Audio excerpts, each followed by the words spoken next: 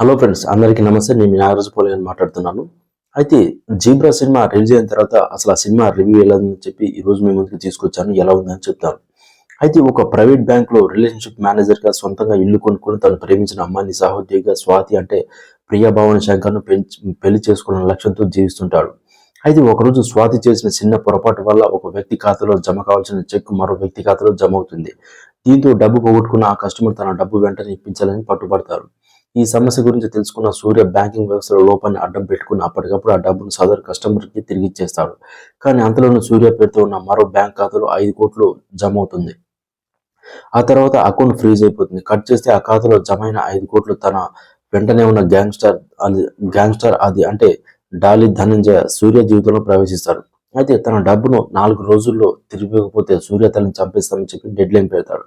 మరి ఆ తర్వాత ఏమైంది? తన ప్రమేయం లేకుండా సూర్య పేరు మీద నకిలీ బ్యాంక్ ఖాతా ఎవరు తెచ్చారో, అందులో ఆ డబ్బు ఎవరు జమ చేశారన్న విషయం మనకి తెలియాల్సి ఉంది. అయితే వాస్తవంగా చెప్పాలంటే కథ ఎలా సాగిందో ఇప్పుడు మనం తెలుసుకోవాలి.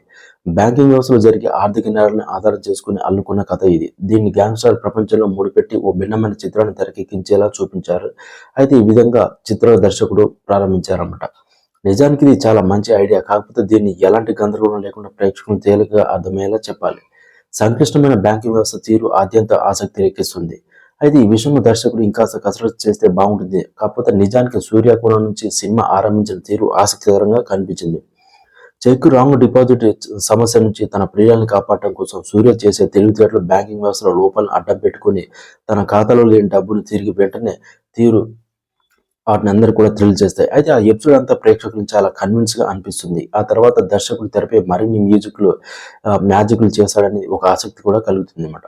అయితే గ్యాంగ్స్టర్లో అది గుప్తాల కథ మొదలైనప్పటి నుంచి సినిమాలో వేగం తగ్గిపోతుంది. ముఖ్యంగా కథకు కీలమైన 5 కోట్ల చుట్టూ నడిపే డ్రామా దాన్ని సూర్య కథకు లింక్ చేసిన తీరు రసవత్తరంగా కనిపిస్తుంది అనమాట. ముఖ్యంగా దేశ రాజకీయాలను శాసించగల స్థాయిలో ఉన్న అపార కోటీశ్వరుని గ్యాంగ్స్టర్ ఓ కామెడీ విలన్ దగ్గర తన పరువును నిలబెట్టుకోవాల్సి రావడం ఏంటి అనేది సిల్లిగా అనిపిస్తుంది. ఈ ప్రయత్నంలో కేవలం 5 కోట్ల కోసం హీరో వెంట పడడం ఏంటి మరీ సిల్లిగా అనిపిస్తుంది. ద్వితీయార్థంలో ప్రేక్షకులకు కిక్కిచ్చే మూమెంట్స్ పైన పెద్దగా కనిపించవు. కాబట్టి ఒక దొంగతనం ఎపిసోడ్లో సత్య తనదైన కామెడీ టైమింగ్స్ థియేటర్లో నవ్వులు పూయించాడు. ఆఖరిలో తాము తిరిగి సంపాదించిన డబ్బును బ్యాంకుకు పెట్టేందుకు హీరో పడే కష్టాలు చాలా ఉంటాయన్నమాట. అయితే ఈ క్రమంలో చిన్న ట్విస్ట్ సినిమాకి ముగింపు తీరు కూడా బాగుంటుంది. అయితే ఇక్కడ మనం ఎవరు ఎలా చేశారనేది క్యారెక్టరైజేషన్ చూసుకుంటే సూర్య పాత్రలో సత్యదేవ్ చక్కగా ఒదిగిపోయాడు. నటుడిగా తనకు విసిరే సవాల్ అంశాలు ఆ పాత్రలో పెద్దగా ఏం లేవు. ఆద్యంతా మనకు అలవాటైన సటిల్ నటనతో ఆకట్టుకునే ప్రయత్నం చేశాడు.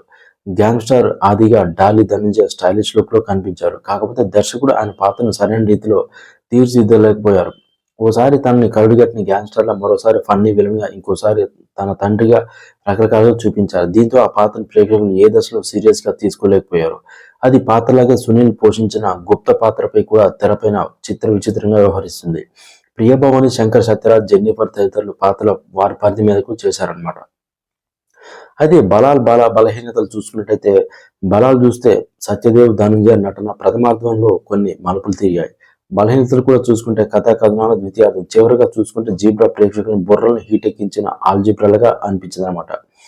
ఇక్కడ మనం చూసుకుంటే ఈ సమీక్ష కట్టబడి దాదాపు దృష్టికోణానికి సంబంధించింది. కాబట్టి ఇది సమీక్షకుడు వ్యక్తిగత అభిప్రాయం మాత్రమే అని చెప్పి నేను కూడా చెప్తున్నాను. మీరు కూడా ఈ సినిమా చూసినట్టయితే ఖచ్చితంగా ఈ వీడియో లైక్ చేయండి, షేర్ చేయండి, సబ్స్క్రైబ్ చేయండి గైస్.